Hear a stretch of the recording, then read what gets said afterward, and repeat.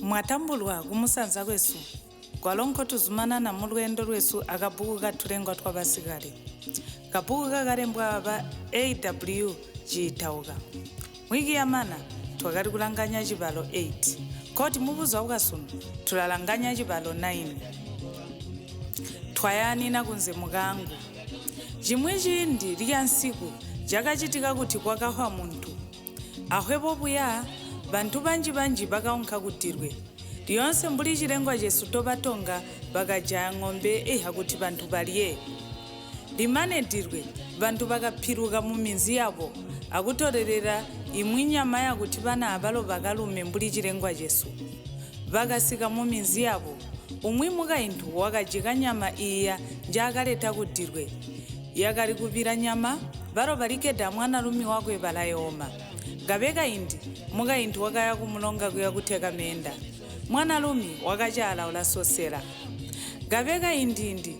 wakahununa kuti alange na jayuminina ingana akalanga kuti wajana ide kuchonchoma mahuta kabera wakaya kuti azubule imwe nyama aliye katanasika mukainthu kabera wakazubula chimwe chithuli wakadumba iha kutola kunze kuti akalide nkhuko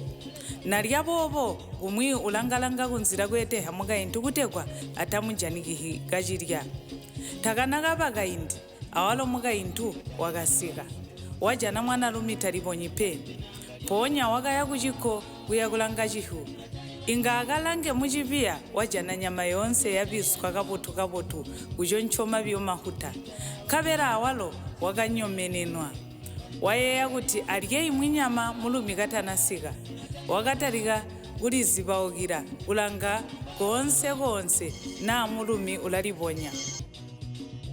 wakayeya kuti antera khulale nkhwaya ani kuti walo nkhwali kunze ukukutha nyama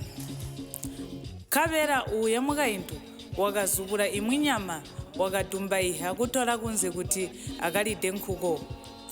wakazinguluka kunze ang'anda kumwe uyabuzuthula inga uchiya kusika antumbali ya ng'anda wajana awalo mwana lumi uzuthula nyama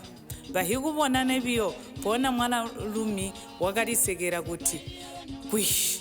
twayani nakunze mukangu ena ebo ulabba mwinangu awalo mukainthu wakati iha twayana mwana lumi ena ebo ulabba omwana lumangu kabera awo bakagama biyo kuseka kumwiba yakuchikho mbombu bobo mbo bakachita bamwe bansiku